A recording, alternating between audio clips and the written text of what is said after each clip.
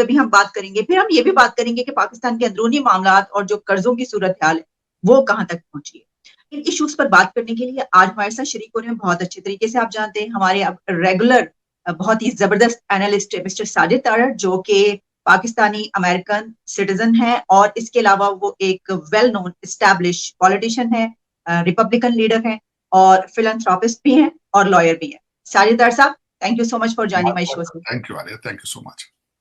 साजिद साहब, सबसे पहले हम एसटीओ पे बात किए लेते हैं सर, यहीं से स्टार्ट करते हैं कि एक बड़ी, ये हम देख रहे हैं दुनिया के लीडर्स वहां पर मौजूद हैं, पाकिस्तान, इंडिया, चाइना, फिर कजाकिस्तान और दीगर। तो इस वक्त आप क्या समझते हैं कि इतने अहम मौके पर कि जब दुनिया में इतनी बड़ी तब्दीलियां हो रही हैं, ये तमाम लीडर्स वहां पे मौजूद हैं, तो क्या आउटकम देख रहे हैं, और खासतौर पर अगर हम पाकिस्तान और इंडिया के उसमें बात करें सिनेरियो में? देखिए, मैं सबसे पहले तो ये बताना चाहूंगा कि एसईओ इसका ऑब्जेक्टिव क्या है, इसको बनाने का क्या ऑब्जेक्टिव था रशिया और चाइना का, और उसके भी बल्कि मैं पहले ये कहूंगा इनकी ऑफिशियल लैंग्वेजेस जो है एसईओ की वो रशियन और चाइनीज। दर हकीकत ये वेस्ट को काउंटर करने के लिए एक टूल बनाया गया था। जिस तरीके से क्वाड बनाए जा रहे हैं, जिस तरीके से नए अलायंसेस जो बन रहे हैं, जिस तरीके से चाइना को इस वक्त, मैंने शायद आपके सेगमेंट में पहले कहा था कि Americans they have made up their mind कि छोटे कॉन्फ्लिक्ट से निकलकर जो सबसे बड़ा चैलेंज उनको फ्यूचर में आ रहा है, चाइना की बढ़ती हुई तरक्की और खासकर चाइना का इंटरफेरेंस और उनके मिलिटरीली और उसको काउंटर करना, वो समझते हैं कि that is very important for America. उसके लिए जो साउथ चाइना सी में उसके बाद ताइवान का इशू है, यूक्रेन का इशू है, और उसके बाद कोविड आया, तो इन सारे खतरात को डील करने के लिए चाइना और रशिया जो है वो समझते हैं कि हमें भी अपने रीजन के अंदर मुख्तलिफ ममालिक के साथ नेटवर्किंग करनी चाहिए या उनके साथ रिलेशनशिप या ट्रेड की चीजें सारी करनी चाहिए। उसके रिजल्ट में ये शंघाई कोऑपरेशन काउंसिल जो बनी। अब ये मीटिंग जो ताशकंद में हुई है, ये दर हकीकत सितंबर में एक बड़ी मीटिंग की तैयारी थी। ये इसमें चीजें लाहे अमल तय करना था, क्योंकि सितंबर में जो समरकंद के अंदर मीटिंग हो रही है उसके अंदर मोदी साहब भी जाएंगे, उसके अंदर चाइनीज प्रीमियर भी जाएंगे, उसमें हमारे जो भी वजीर आजम होंगे वो भी जाएंगे, शहबाज साहब होंगे या इमरान खान साहब होंगे या कोई यूनिफॉर्म में होगा बंदा, वो जाएंगे वहां और वो डील करेंगे इन सारी चीजों के साथ, देखेंगे। अब जो दर हकीकत इसमें जो मैं दो चार चीजें देख रहा था कि सुनने में आ रहा था इस मीटिंग के पहले कि साइड लाइंस पे बिलावल भुट्टो साहब और जयशंकर एक दूसरे के साथ जो है वो इंटरेक्ट करेंगे, लेकिन वो नहीं हुआ। जिसके बारे में मैं मेंशन करना चाहूंगा, एक आर्टिकल मैंने पढ़ा है शीरी मजारी साहबा की तरफ से कि उन्होंने लिखा है कि शायद ये वजह है कि वो अमेरिका को नाखुश नहीं करना चाहते, अमेरिका को नाराज नहीं करना चाहते, क्योंकि दूसरी साइड पे वेंडी शर्मन को कालें की जा रही हैं आईएमएफ की वजह से। और मुझे भी दर हकीकत उनकी बात जो है वो ठीक ही लग रही है, क्योंकि इस वक्त अमेरिका के अंदर पाकिस्तान की जो गवर्नमेंट है they are relying on American funds, IMF के फंड्स। और उस पर आपने देखा होगा कल परसों हमारे जो बाजवा साहब है आर्मी चीफ, उन्होंने भी कॉल की है, तारक फातमी साहब अपना दौरा करके गए, वो भी वेंडी शर्मन से मिले हैं और प्रेशर है काफी। उस वजह से जो है शेरी मजारी ने कहा कि बिलावल साहब नहीं मिले, और दूसरा बल्कि ना वो मिले रशियन फॉरेन मिनिस्टर से और ना ही वो डॉक्टर जयशंकर से मिले, लेकिन वापस आके वहां से दोनों ने स्टेटमेंटें दी हैं। डॉक्टर जयशंकर एक तो जीरो टॉलरेंस की उन्होंने बात की टेररिज्म के हवाले से, दूसरा उन्होंने ट्वीट किया है कि इसकी ये क्या था, इसमें हमारा एक तो कोविड और यूक्रेन की वजह से जो सप्लाई चेन है और इसको हमने डिस्कस करना है, हंगर को डील करना है, ये उनकी स्टेटमेंट थी। और उसके बाद आके बिलावल साहब ने जियो के एक प्रोग्राम में उन्होंने स्टेटमेंट दी है कि it has become very difficult to have a dialogue with India since 2019। उनका इशारा था स्पेशल स्टेटस ऑफ कश्मीर। तो वो जो ये तो था इसका सारा रिजल्ट।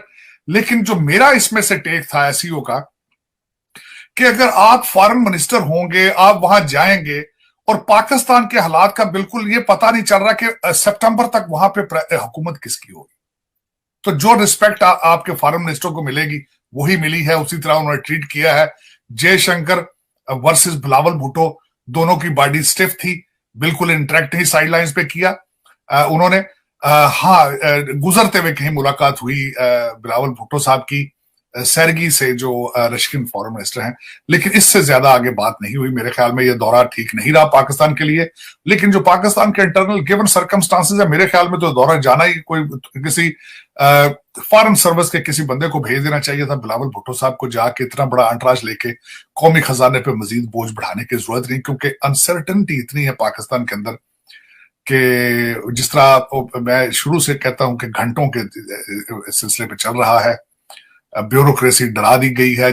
परवेज लाई साहब ने जाते ही जो धमाके किए लाहौर में, उन्होंने पुलिस वालों के तबादले किए जिन्होंने एमपी एमएनएस पे छापे मारे थे। उसके बाद तो इस वक्त बिल्कुल मेरी नजर में किसी की भी कोई हुकूमत नहीं है। शहबाज शरीफ साहब को कहते हैं कि सिर्फ इस्लामाबाद के अंदर है, तो इस्लामाबाद के अंदर भी लोग अगर डर के सहम के बैठे होंगे, इस्लामाबाद में क्या है, सारे सरकारी अफसरान है, तो वो सरकारी अफसरान अगर डर के खौफ के वजह से बैठे हों और वो शहबाज शरीफ साहब की कमांड ना ले रहे हो, तो मेरी हुकूमत किसकी है? किसी की नहीं।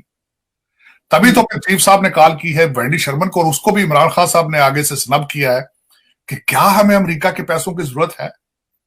यार आप कैसे इंसान है? आप अगर आपको पता ही नहीं है कि पाकिस्तान के हालात क्या चल रहे हैं।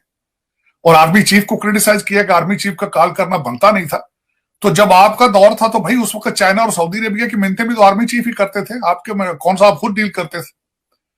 आप तो किसी से बात करते ही नहीं है। आप तो समझते हैं you are larger than Pakistan, you are just an equal to, जिस तरह वो कहते थे मुझे जो बाइडन बात करे तो करूंगा, किसी दूसरे से बात नहीं करूंगा। तो आपके तो स्टैंडर्ड ये है। ये सियासत में इस तरह नहीं होता मेरी नजर में। जमहूरियत और सियासत जो है वो कुछ देने की, लेने की और मुल्की मफाद में फैसले करने का नाम है। ये अपनी अना को छोड़ के आना पड़ता है। ये अपनी अगर अना रखनी हो तो फिर आपको कोई और कारोबार करना चाहिए, और कारोबार में बल्कि लेन देन होती है, लेन देन का नाम कारोबार है। आपको चाहिए था आप कोई किसी ऐसे डिपार्टमेंट में चले जाते जहां लोग डील ना करने पड़ते।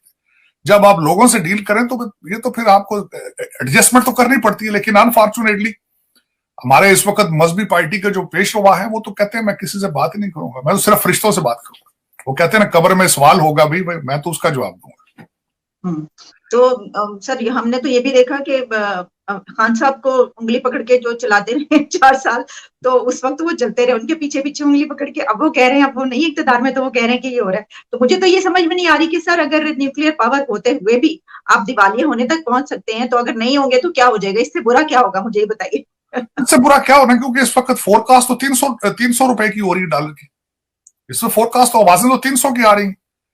और देखिए जो मैं हमेशा ये पहले कहता हूं, मैं अपने कानों से भी सुन चुका हूं, लोगों के पास बहुत पैसा है, हुकूमत के पास कुछ नहीं है। लोगों के पास तो पैसा है, जिस तरह अभी आप दुबई में आपका जो एक आर्टिकल मैंने पढ़ा है कि टॉप 10 में पाकिस्तानी दुबई में प्रॉपर्टी खरीदने में, तो वो आप क्या ख्याल है, वो अंडों से तो नहीं खरीद रहे, वो डॉलर दे के खरीद रहे हैं। और मुझे खबर यह भी पता चली है कि 200 के करीब सूट केसेस डॉलरों से भरे दुबई जाते पकड़े गए। और आपकी तो ऐसी ऐसी मिसालें हैं, जिस तरह इंग्लैंड से पैसे आए थे मलक रियाज साहब के, तो किस तरह हमारे रियासत मदीना वालों ने डील करके फौरन उनको पहुंचा दिए थे। भाई डॉलर पाउंड जाना लाना तो आपके एक दाएं बाजू का खेल है आपके लिए। तो ये मेरा लोग किसी के साथ कोई एफिलिएशन नहीं है। लेकिन स्टेट ऑफ पाकिस्तान, आज वो स्टेट ऑफ पाकिस्तान को बचाने वाला कौन है? मुझे उस इंस्टीट्यूशन का, उस अदारे का, उस इंसान का नाम सुनना मुझे बहुत अच्छा लगेगा जो कहे कि आए आज मैं स्टेट ऑफ पाकिस्तान को बचाता हूं, क्योंकि इस वक्त state of Pakistan is under threat. ठीक, अच्छा साहिद साहब, इस हवाले से इसी टॉपिक पे जिस पे हम बात कर रहे थे, एक मैं आपसे सवाल करूंगी, फिर हम नेक्स्ट टॉपिक की तरफ बढ़ेंगे। तो फिर आपको ये लगता है कि ये जो एक एससीओ में ये बात कही जा रही थी कि हो सकता है कि कुछ ऐसी बर्फ पिघले दोनों मुल्कों के बीच, पाकिस्तान भारत, आपको नहीं लगता कि भाई अब आगे जो है वो कुछ ऐसे हालात होंगे, ताल्लुकात बेहतरी की तरफ जाएंगे या कुछ ऐसा होगा? नहीं, इसमें देखें मैं हमेशा डायलॉग के हक में होता हूं। मैं कहता हूं कि चाहे कुछ भी ना निकल रहा हो फिर भी डायलॉग होना चाहिए। विंडो कभी बंद नहीं होनी चाहिए, जो कि इस वक्त हमारे इमरान खान साहब जो है वो कहते थे, उन्होंने तो विंडो बिल्कुल बंद, वो तो कहते थे नहीं भी, एक तो मैं कश्मीर की जब तक फला चीजें नहीं करेंगे, जब तक मोदी साहब होंगे तो मैं डायलॉग नहीं करूंगा। ये गलत बात है। डायलॉग होना चाहिए जो कुछ भी हो। मैं हमेशा उसके साथ मिसाल दी है चौधरी एजाज के आर्टिकल की देता हूं कि आपको चाइना और भारत के रिलेशनशिप से देखना चाहिए। ये लद्दाख में आई टू आई खड़े हैं, एलओसी को एक्सेप्ट नहीं करता भारत, चाइना के साथ है, लेकिन साथ ऑलमोस्ट $70 बिलियन पर ईयर की ट्रेड भी हो रहा है। आपको इन चीजों के साथ आपको लार्जर देन थिंग्स होकर सोचना पड़ता है। लेकिन जब आप पर्सनल देखें, भारत के साथ वो शहबाज शरीफ से बात नहीं करते, भारत से क्या बात करेंगे?